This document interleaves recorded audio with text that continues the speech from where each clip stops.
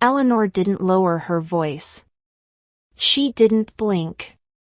She just looked across the table and said, "We used your college fund for your sister Serafina's IVF." No apology, no hesitation. Serafina smiled like it was some inside joke I'd eventually grow into. "You'll understand someday." Julian pretended to rearrange the silverware. I felt the room tilt, but I didn't cry. Didn't ask why. I set my glass down steady and said one word that sliced the air clean in half. Refund. And in that moment, everything in our family, every secret, every lie finally broke loose. Before I go on, are you still with me? My name is Alara, and for most of my life, I thought our quiet little suburb worked like a shield. Soft lawns, neat fences, neighbors waving from driveways. A place where family meant safety, where promises lasted. But if you grow up believing something long enough, sometimes you don't notice the cracks until the whole thing splits under your feet. In our house, the cracks always began with Serafina. She was 10 years older, the golden child. From the moment she could talk, front row photos on the mantle, trophies displayed like museum pieces. Every decision in the house bending toward what made her life easier. I was the kid who filled in the background of those memories. The one who got told, "Let your sister go first, or you can wait, honey. You're young." After a while, I learned to step back before anyone asked. Eleanor called it balance. Julian called it keeping the peace. I called it normal until I got old enough to realize normal shouldn't feel like disappearing. By the time I graduated high school, I had one thing that was supposed to belong to me, my college fund. Eleanor and Julian talked about it for years. How they'd been putting money aside since I was little. How they wanted me to have choices. Even when finances got tight, they promised it was safe. I held on to that promise like it was a doorway out of the shadow I'd grown up in. But life didn't line up the way I planned. I took a job as an assistant in a small office downtown, trying to save enough to reapply to college after taking a year off. I used to walk to the bus every morning, coffee cooling in my hand, telling myself it was temporary, that soon I'd be back on campus building something of my own. I didn't know then that the future I was working toward was already gone. If I'd paid more attention, maybe I would have noticed the signs. The way Eleanor avoided talking about money. The way Julian looked away whenever I mentioned tuition deadlines. The way Serafina bragged about trying again without ever saying what those attempts cost. But families are strange. The people you love can look you in the eye for years and still hide the very thing that will break you. And so when my mother finally said the words at that dinner table, when she said they'd used my fund for Serafina's IVF, the shock wasn't that they'd done it. The shock was realizing how easy it had been for them. The night after that dinner, I lay awake replaying every second of it. The calm way Eleanor delivered the news. The practiced smile on Serafina's face. The way Julian shrank into silence like he'd rehearsed disappearing. I kept hearing the same sentence over and over, like a leak dripping in a dark room. "We used your college fund for your sister Serafina's IVF." The next morning, I tried to convince myself it couldn't be as bad as it sounded. Maybe Eleanor had exaggerated. Maybe there was still some money left. Maybe they'd misunderstood what those accounts were for. Families mess up. Families make mistakes. That's what I told myself as I opened my online banking at my desk during lunch. But when the screen loaded, my stomach dropped. The college account empty. Zero. Not a single dollar left. And something else. A notification I'd never seen before. A dip in my credit score, sharp and sudden. Beneath it, a line item tied to a loan I had never taken. For a few seconds, my hands went cold. Someone had used my information, my name, my details. Quietly, confidently, as if they assumed I wouldn't check, as if they believed I'd never question them. I wasn't sure what scared me more, the betrayal or the ease with which it seemed to have happened. That night, I brought it up gently, almost timidly, like I was trying not to wake a sleeping animal. "Eleanor," I said, standing in the kitchen doorway. "Did you and Julian take out anything in my name?" She didn't even turn fully toward me. "Alara, don't start this again. You're making it bigger than it is. We did what we had to for Serafina." "For Serafina," I repeated, trying to keep my voice steady. "She's been struggling," Eleanor said sharply. "This is her chance to be a mother. Families support each other. You'll understand someday." The same line Serafina had said. The same tone, the same entitlement. In that moment, something in me snapped, not loudly, but quietly, like a thin wire pulled too tight, finally giving way. "This wasn't support," I said. "It was my future." Serafina walked in just then, holding a mug of tea she didn't even pretend to sip. "Oh, stop acting like a victim," she said. "You're young. You can start over. Some things are more important than school." It wasn't just the words. It was how she said them, like my life was a spare drawer she could pull from whenever she needed something. That was the moment I knew this wasn't a misunderstanding. It was a system, a pattern, a choice they made together. And if I didn't do something now, it would never stop. The next few days felt like walking through fog, thick, heavy, impossible to breathe through. I went to work, answered emails, sat in meetings, but my mind kept drifting back to those numbers on my screen. The empty account, the loan I never took, the way my mother brushed it off like I was being dramatic. But fog has a strange way of clearing when you finally stop trying to pretend you're not lost. On Thursday evening, I opened my laptop at the small table in my apartment and laid everything out, the savings I had left, my pay stubs, the statements from my bank, every payment tied to Serafina's treatments. The deeper I went, the clearer it became. This wasn't support. This was extraction, systematic, planned, executed behind my back. At one point, I found a document with my name attached to a cosign line I'd never filled. I stared at it for a long time, feeling something cold wrap around my spine. Someone had used information only family should have had access to. I thought of every time I'd handed Eleanor my mail because she said she'd sort it.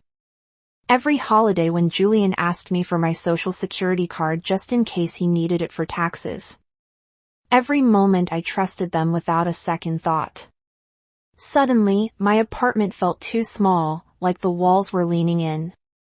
I stepped outside into the evening air, cool, quiet, grounding, and walked until my steps steadied again. The next morning, I showed Chloe the loan entry on my credit report. She stared at it, then at me. "Alara, that's not an accident." I nodded. "I know. You can't let this keep happening." "I won't." That was the pivot, the quiet shift from shock to clarity.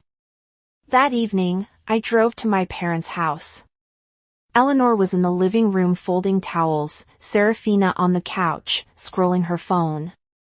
They barely acknowledged me when I walked in, like I was an interruption rather than a daughter. I set a folder on the coffee table. Eleanor looked up. "What's this?" "Proof," I said, "of everything I didn't agree to." Serafina rolled her eyes.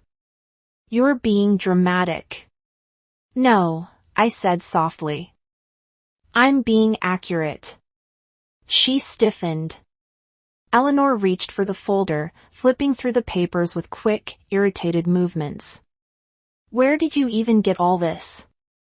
"My accounts, my statements, my credit report." For once, they had nothing to say. I took a breath, steady, controlled. If you want to talk about this, meet me at the clinic tomorrow afternoon. All of you. Serafina frowned. Why? Because it's time everyone heard the truth from the one person none of you can argue with. I walked out before they could answer, letting the door fall shut behind me. For the first time in years, I didn't feel small. The next afternoon, the sky hung low and gray over the city. One of those still, muted days where everything feels suspended, like the world is holding its breath. I parked outside the clinic and sat for a moment, hands resting on the steering wheel, watching my family trickle in one by one. Serafina arrived first, stepping out of her car in a crisp beige coat, chin lifted as if she were heading into a boardroom she already owned. Liam followed behind her, eyes down, shoulders tense. Then Eleanor and Julian came walking side by side, but not quite together. Eleanor's jaw tight. Julian's expression unreadable. None of them looked at me as we stepped into the waiting area. The receptionist nodded politely. You're here for the consultation. I nodded back, though consultation felt far too gentle for what was about to happen. We were led to a small private room. White walls, a soft lamp, a round table in the center. It was too quiet, too calm, too clean for the mess we were carrying in. Serafina sank into a chair with an annoyed sigh. I still don't understand why we're here, she muttered. You will, I said, sitting across from her. My voice was steady, almost calm. It surprised even me. Eleanor leaned forward. Alara, if this is another attempt to guilt trip us, this isn't about guilt, I said, choosing each word carefully. It's about truth. Before anyone could respond, the door opened and Dr. Iris Thorne walked in, a woman in her 50s with kind eyes and the sort of quiet authority that made people sit up a little straighter. Serafina instantly softened her posture, smoothing her hair like a child trying to impress a teacher. Thank you all for coming, Dr. Thorne said gently, taking a seat. I understand there's some confusion about the treatments and decisions made over the past year. Confusion? A polite word. Too polite. Serafina smiled all charm. Yes, my family seems to think there's been some sort of misunderstanding. The doctor clasped her hands together. Well, let's talk openly so we can clear things up. I watched Serafina's face, the subtle smugness in her eyes. She truly believed the doctor would back her up. She didn't know what I'd asked for when I called the clinic that morning. Not private records, not confidential information, just clarity about decisions Serafina herself had made. Decisions she'd insisted the clinic defend. Dr. Thorne exhaled slowly. Serafina, when you first came to us, we discussed the root of the fertility challenges you and Liam were facing. Serafina stiffened. I don't know what you mean. Julian shifted. Liam froze. Dr. Thorne continued gently. You've known since your initial screening that your test results were healthy. The difficulty conceiving isn't yours. Silence. Heavy. Immediate. Eleanor blinked. What? Then why? Because it was easier this way, Dr. Thorne said, glancing kindly toward Liam. Serafina was very clear that she didn't want anyone to know. She requested we frame the treatment as her issue, not his. Serafina shot up from her chair. You're violating my privacy. The doctor shook her head calmly. I'm not sharing anything beyond what you have already acknowledged in front of us during prior consultations. I'm simply clarifying the choices made. Choices that affected your family financially and emotionally. Eleanor's face drained of color. Julian rubbed his forehead like he'd been punched. I leaned forward, my voice quiet but sharp. So, the college fund wasn't for IVF because Serafina was struggling. It was to protect her pride. Serafina whipped toward me. You don't understand anything. I understand perfectly, I said. You didn't want to admit the truth, so you used what wasn't yours. Her voice cracked. I just wanted a chance at a family. What's so wrong with that? Nothing, I said softly. But taking my future wasn't your right. Eleanor looked between us, eyes shiny, with something that looked like guilt. But guilt that was arriving far too late.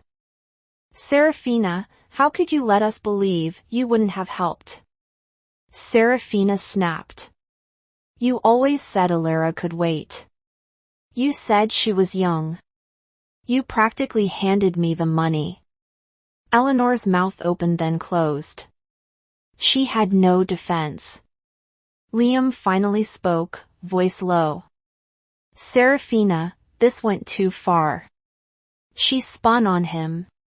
You weren't supposed to say anything. He looked at the floor and for once I saw the exhaustion in him, the quiet desperation of a man who'd been carrying shame that didn't belong entirely to him. Dr. Thorne interjected softly. I'm not here to judge anyone, but secrets grow heavier the longer we carry them. I reached into my bag and placed the folder on the table. Bills, payment trails, statements, and the loan tied to my name. Serafina stared at it as if it were a bomb. This, I said, tapping the folder, is everything you used without permission. Everything you decided was yours. I'm not here to scream at you. I'm here to give this back to the right people. Eleanor looked terrified. Alara, we'll fix it. We'll handle the loan. I know, I said. Because starting today, I won't carry it. Julian swallowed hard. We never meant to hurt you. You didn't think about hurting me, I replied. You didn't think about me at all. For a long moment, no one said a word. Then I leaned back, exhaling slowly. I'm done being the easy one, the flexible one, the one who can wait. From now on, any debt with my name on it gets handled legally. Any financial tie between us ends today. Serafina's face twisted. So that's it. You think you're better than us now? No, I whispered. I just finally think I'm enough. The room felt different after that. Lighter for me, heavier for them. I stood, gathering my things. Thank you, Doctor. As I walked toward the door, Eleanor reached out. Alara, wait, please. I paused, but I didn't turn back. You took my future like it was spare change. I'm taking it back. Then I walked out of the clinic, letting the door fall shut behind me. Outside, the air felt cold and clean, like a new beginning. For the first time in my life, the silence around me didn't feel empty. It felt like freedom. In the days that followed, the fallout settled slowly like dust drifting through a room after something heavy has collapsed. No shouting, no dramatic confrontations, just the quiet, undeniable consequences of truth finally spoken out loud. Serafina called once, I let it ring. Eleanor tried twice. I let both go to voicemail. Julian sent a short message. We're taking care of the loan. It wasn't an apology, but it was an admission, and that was enough. Meanwhile, Liam reached out, not to defend himself, not to blame anyone.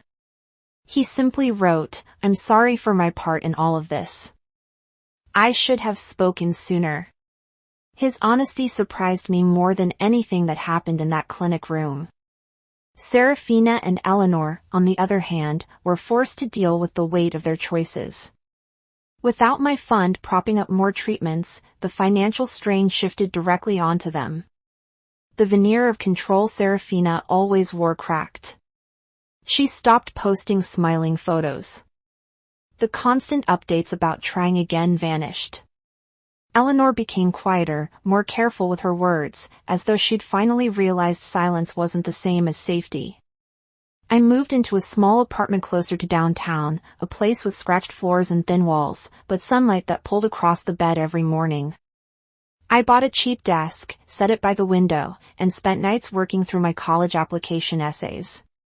For the first time, the future I imagined wasn't tied to what someone else allowed me to have. It was mine. Chloe stopped by one evening with takeout and a grin. "You look lighter," she said, handing me chopsticks. "I feel lighter," I admitted. And it was true. The ache was still there, but it had changed.